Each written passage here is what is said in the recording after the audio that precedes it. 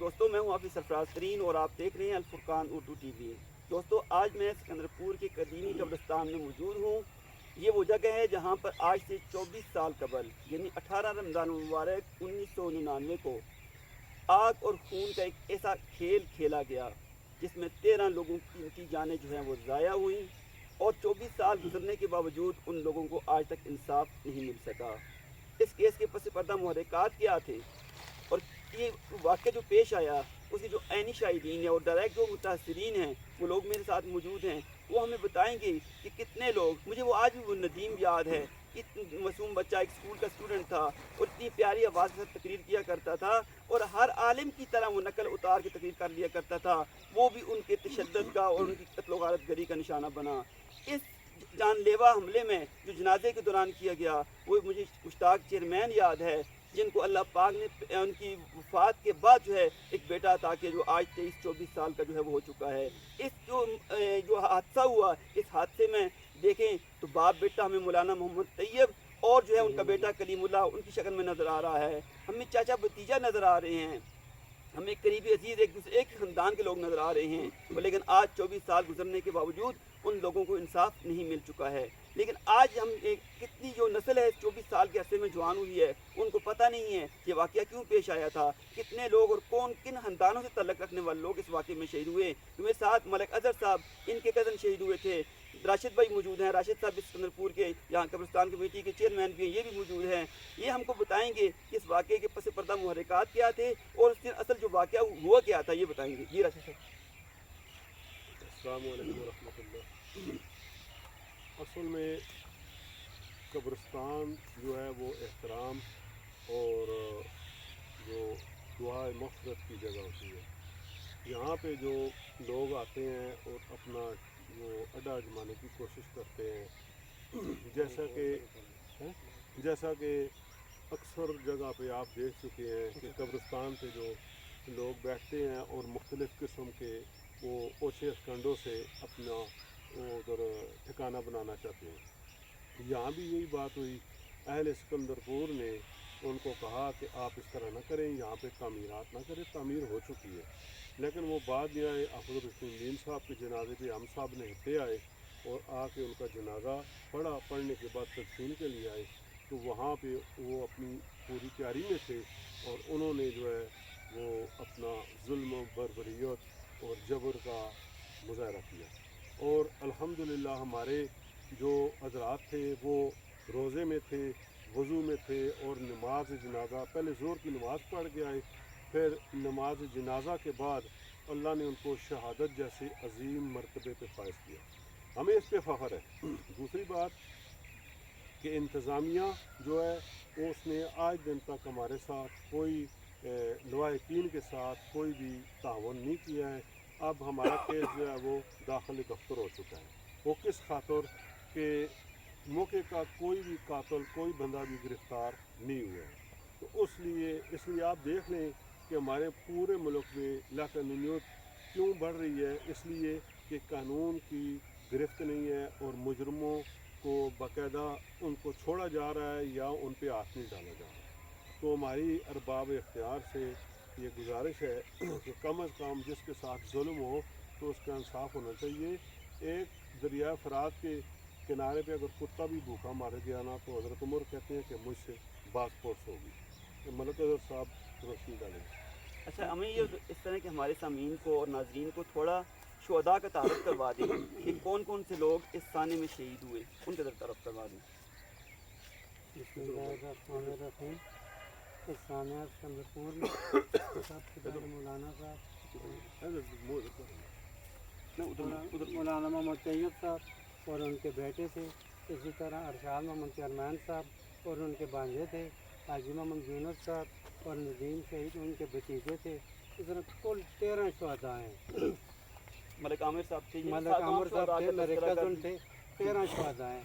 لیکن دکھ اور افسوس کی بات یہ ہے کہ آج تک ان شہداء کے لواحقین کو انصاف نہیں مل سکا۔ انہی کے جو لواحقین تھے یعنی کہ کسی کے باپ تھے، بھائی تھے، ان میں سے کئی جو لواحقین ہیں اس دنیا سے بھی جا چکے ہیں، جیسے کہ ندیم شہید ہے، اس کی والدہ ہیں، وہ اسی انتظار میں کہ مجھے انصاف ملے گا اس دنیا سے چلی گئیں۔ इस तरह मलक आमर था, उसके बाप जो अबू थे वो इस केस के मुद्दई थे। जितना भी केस हुआ था उन्होंने किया था, वो लड़ते रहे हैं लेकिन इंसाफ नहीं मिला, वो भी जो है कि दुनिया से चले गए हैं। अच्छा, जो बताएंगे इसमें किस किस को नॉमिनेट किया गया था? इसमें जो सिकंदरपुर के थे उनमें से सलामत हुसैन शाह जो मुद्दई थे, आसफ शाह, अमजद शाह, जाकर शाह, ये 4 आदमी जो थे वो ये चारों कातल थे। ये मौके के मौजूद जो हैं कि वो मुलज़म थे। तो आपके पास एनी शाहिदीन गवाह मौजूद थे? इनके पास 1 2 नहीं सैकड़ों के हिसाब से अब भी गवाह मौजूद हैं। अच्छा, और ये जो लोग आप जिनके नाम ले रहे हैं वो कातिल हैं, क्या जो मुबैना कातिल जो हैं वो क्या अब इस दुनिया में मौजूद हैं या हरीपुर में मौजूद हैं, या ये सामने जो है वो पस मंजर चले गए? ये सानिया सिकंदरपुर वाले दिन से गायब हुए हैं, लेकिन आज दिन तक इनका किसी को कोई मालूमात नहीं है कहाँ है कहाँ नहीं है। पर है वो शहीद नमूस साहबा आलम बामल हज़रत मौलाना मोहम्मद तैयब साहब इब्न मौलाना अब्दुलसलाम साहब, ये क़ारिबुल मालिक साहब की चचा थे। उनके साथ आपको ये दूसरी कब्र जो नज़र आ रही है ये उन्हीं के बेटे मौलवी कलीमुल्लाह की है। ये भी 64 शख्स था जो साने में अल्लाह को प्यारा हुआ। इसके साथ जो अगली कब्र है ये जो है ये कैसर साहब हैं, ये काजी कैसर, ये काजी कैसर साहब, इसका तख्ता जो है ये निशानी जो है ये टूटी हुई है जो आप देख रहे हैं आपको, लेकिन ये काजी कैसर साहब जो थे ये उनकी कब्र है। उसके साथ जो हमें अगली कब्र नज़र आ रही है वो अलहाज मोहम्मद यूनुस सवाती साहब जो हैं इब्न नवाब खान सवाती, ये इनकी कब्र है। इसके साथ अगली कब्र देखें, ये शहीद मोहम्मद आरफ खान सवाती जो हैं ये उनकी कब्र है। ये हाफिज शकील सवाती साहब जो हैं और इनके भाई हैं तारिक सवाती साहब जो हैं टीचर रिटायर हैं, उनके भाई हैं। इनके साथ ये चेयरमैन इरशाद हैं। यहाँ पे एक बात बताऊँ मैं, चेयरमैन इरशाद साहब के बारे से मुझे ये बताया गया कि इनकी 1992 में शादी हुई थी, उसके बाद कोई औलाद नहीं थी। शहादत से कुछ अर्सा कबल ये उम्रे पे गए, दुआ मांगी या अल्लाह मुझे औलाद नरीना दे, और वो शहादत से कबल ये उम्मीद हो चली थी कि अल्लाह पाक उनको जो है औलाद दे रहे हैं, लेकिन ये जो खुशखबरी थी उनको उनकी रूह को मिली होगी, वो शहीद हुए और उनके शहीद होने के तकरीबन 6 माह बाद उनका बेटा पैदा हुआ। ये इरशाद चेयरमैन के भांजे एहसानुल हक हैं, ये इरशाद चेयरमैन जो शहीद हुए हैं इनके साथ ये इनके बांचे थे, ये उनकी कब्र है। अच्छा, ये जो कब्र है जी ये हाजी सलमान साहब, इनका तारुफ करवा देंगे हाजी सलमान साहब को। ये हाजी सलमान साहब अच्छा, ये सिकंदरपुर के रशीद थे हाजी सुलेमान अवान साहब वल्द मौलवी मोहम्मद याकूब साहब। शहीद के चाचा थे। अच्छा, ये नदीम शहीद के चाचा थे। इसके साथ ये लिखा हुआ है मौलाना मोहम्मद नदीम। ये जो मैंने शुरू में तस्करा किया था ये वो मोहम्मद नदीम है जो एक स्कूल के स्टूडेंट थे, लेकिन उलमा के साथ मोहब्बत थी उनकी और बहुत ही प्यारे अंदाज में तकरीर किया करते थे, बहुत ही खुशहाल थे।